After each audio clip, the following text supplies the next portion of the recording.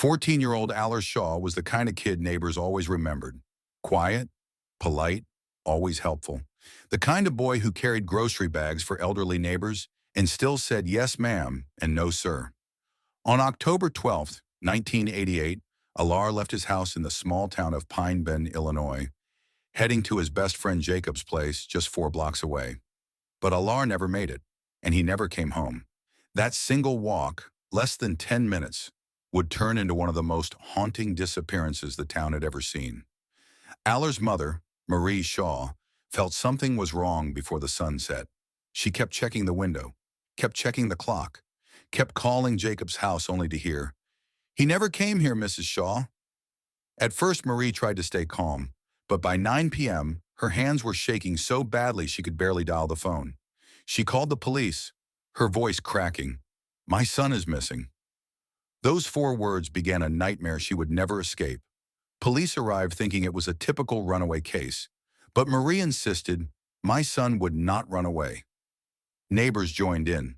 Flashlights cut through the cold October air as people walked the streets calling Allar's name. Dogs barked. Parents held their children closer. Fear began to spread like smoke, but no trace of Allar appeared. Not a footprint, not a backpack, not a single clue. It was as if the boy had vanished into thin air. On the second day, a neighbor named Darren Cole, a man with a long history of police encounters, claimed he saw Allar around the time he disappeared. But his story kept changing. First, he claimed he saw Allar walking alone. Then he said he saw him talking to someone inside a parked car. Then he insisted he saw nothing at all. Detectives took note, but they didn't have enough to push him further. Years later, the town would realize this was the first major mistake in the investigation. 3 days after the disappearance, police found a bike leaning against a tree behind an abandoned gas station, an area kids rarely visited. It wasn't Allar's, but it looked freshly placed, not rusted like everything else around it. Marie insisted, "Someone used that spot. Someone brought him there." But police dismissed the bike as unrelated. Another mistake that would haunt them. In small towns, rumors travel faster than facts. People whispered, "He ran away. He was kidnapped. He was taken by someone local." Kids were suddenly kept indoors. Teenagers stopped walking home at night. Marie's family received anonymous calls at 3 a.m. Heavy breathing on the other end. The case was already becoming one thing police feared the most: a mystery without direction. A witness finally stepped forward. A cashier who claimed she saw a beige pickup truck idling near the road Allar would have taken.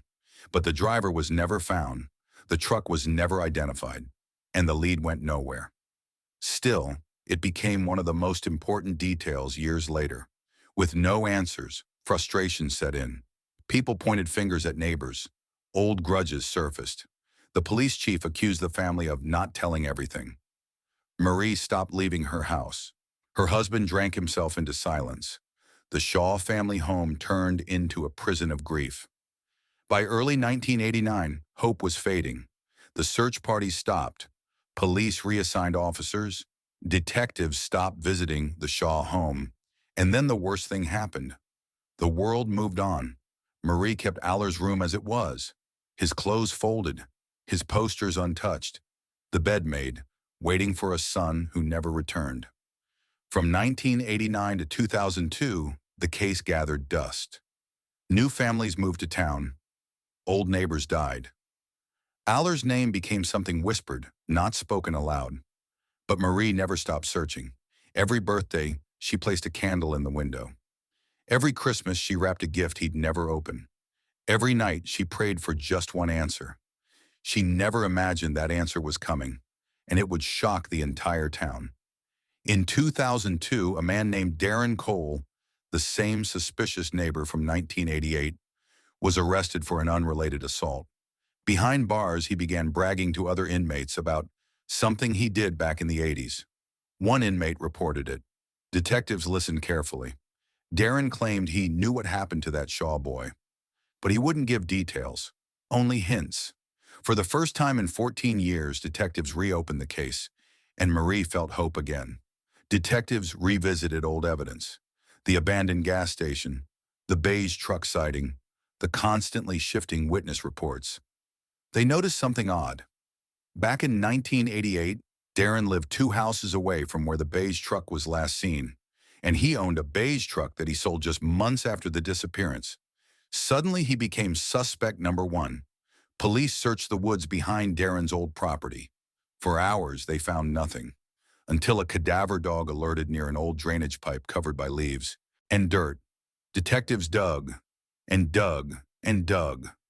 Inside the pipe, they found a single shoe, Allar's shoe. Marie collapsed when she heard the news. Detectives sat across from Darren in a cold, dim interrogation room. At first, he denied everything. Then he laughed. Then he cried. Then he asked for a lawyer. But before he left the room, he whispered, "You're too late."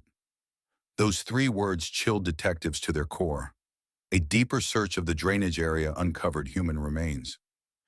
Investigators matched the dental records. It was Allar. Marie screamed when detectives gave her the confirmation. 14 years of prayers ended with the answer she feared most. News spread fast. People who once whispered now fell silent. Children who were babies in 1988 were teenagers in 2002, and they learned for the first time the dark history of their town. Everyone wanted to know what really happened to Allar Shaw. With renewed media attention, 3 witnesses from 1988 finally came forward. One claimed she saw the beige truck speeding like the driver was panicking. Another admitted Darren had offered kids rides often. A third revealed she saw Darren watching children walk home from school. People wondered why none of this came out back then. Fear, silence, and a town that didn't want to accuse one of its own. Investigators dug into Darren's history. He had been accused, though never convicted, of luring kids before. Parents complained about him but were ignored. He had a history of violence, stalking, and sudden rages. Everything pointed to him. But there was still one problem. No direct confession, no full eyewitness, no solid forensic proof beyond the shoe and remains. This case was far from over. A woman named Linda Harrow, who once dated Darren, contacted police anonymously. She revealed Darren came home the night of the disappearance sweaty, shaking, and terrified. She also said he made her get rid of a pair of blood-stained work gloves shortly after. But she had been afraid to talk. 14 years afraid. Her testimony became the turning point. Police finally had enough. Darren was arrested and charged with the murder of Allar Shaw.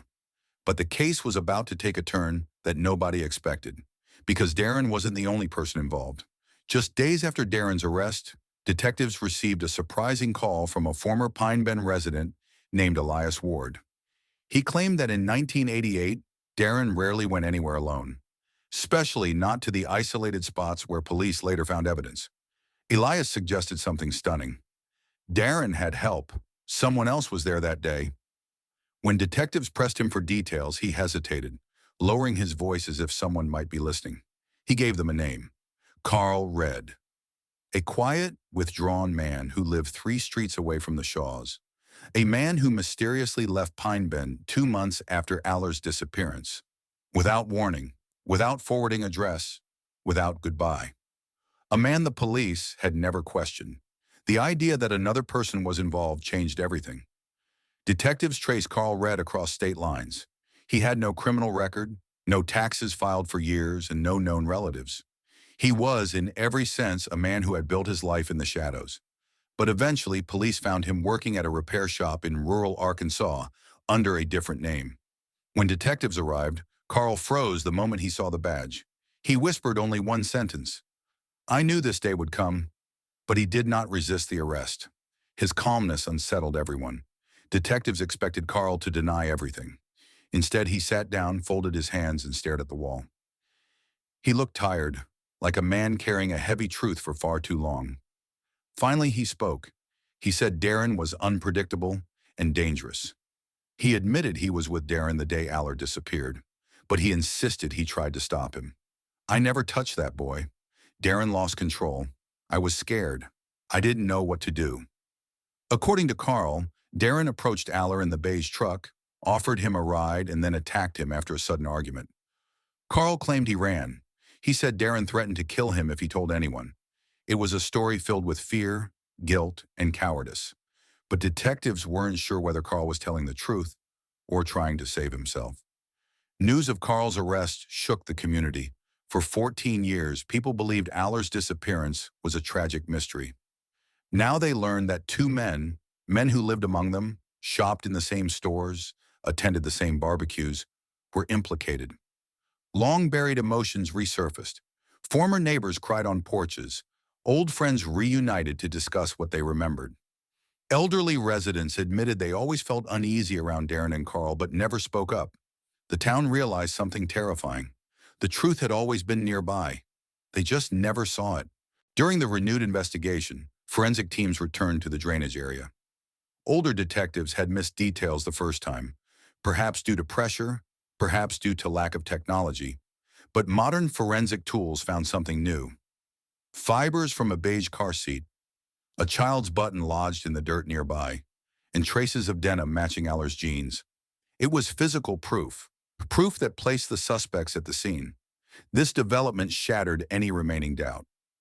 Detectives placed the new evidence in front of Darren during questioning. His smirk faded, his hands trembled, his voice cracked. He tried shifting blame onto Carl. He claimed Carl initiated everything. He claimed he was only a witness. But detectives exposed the contradictions. For the first time, Darren lowered his head and whispered, "I didn't mean for it to go that far." It was the closest he had ever come to a confession. Meanwhile, Carl broke under pressure. He wrote a 4-page statement describing the events of that afternoon. He insisted Darren snapped after Allar refused to get into the truck. He said he froze in fear, unable to help the boy. Detectives didn't know whether to believe him. Some saw a frightened accomplice. Others saw a man trying to reframe his guilt. But one thing was clear. Both men were involved. The trial of state versus Darren Cole and Carl Red drew national attention. Reporters filled the courthouse steps. True crime shows pitched their tents. Families from nearby towns attended hearings just to witness justice finally being served. Marie Shaw attended every session. She sat in the front row, holding Allar's photo against her chest. Though frail, she looked stronger than ever. A mother finally nearing the truth she had waited for since 1988. During the trial, shocking details emerged. Darren had approached children before. Carl had lied to police back then. Witnesses claimed they heard yelling near the gas station. A child living nearby reported seeing the beige truck parked at an odd angle that day. A woman testified that Darren cleaned his truck unusually well the same evening. Each testimony painted a clearer picture. Allar was taken, harmed, and hidden by men the town trusted. The jury listened in stunned silence. When the jury returned, the courtroom fell silent. Darren Cole was found, guilty of first-degree murder, guilty of kidnapping, guilty of tampering with human remains. Carl Red was found, guilty of manslaughter, guilty of withholding evidence, not guilty of murder. Gasps rippled across the room. Marie closed her eyes and exhaled, a breath she had held for 14 long years. Justice had begun, but the pain remained. The judge delivered a heavy sentence. Darren Cole received life in prison without parole. Carl Red received 18 years for his role and 14 additional years for obstruction and evidence tampering. Carl cried openly. Darren stared straight ahead, expression blank, as if the world around him no longer mattered. With the case closed, Pine Bend began the slow process of healing. A memorial was built near the abandoned gas station, now transformed into a small park. Children placed flowers there every October. Schools taught safety lessons inspired by the tragedy. Marie Shaw donated Allar's belongings to a local children's charity, everything except his favorite baseball cap. She kept that. She passed away 3 years later. Many said she died with peace, having finally received the answers she fought for. As for the town, the case remained a reminder of one painful truth. Monsters do not always come from faraway places. Sometimes they live around the corner. And the story of Allar Shaw, the quiet boy who never came home, remains etched into Pine Bend's history forever. Remember to share, like, comment, and subscribe. I'll see you on the following story.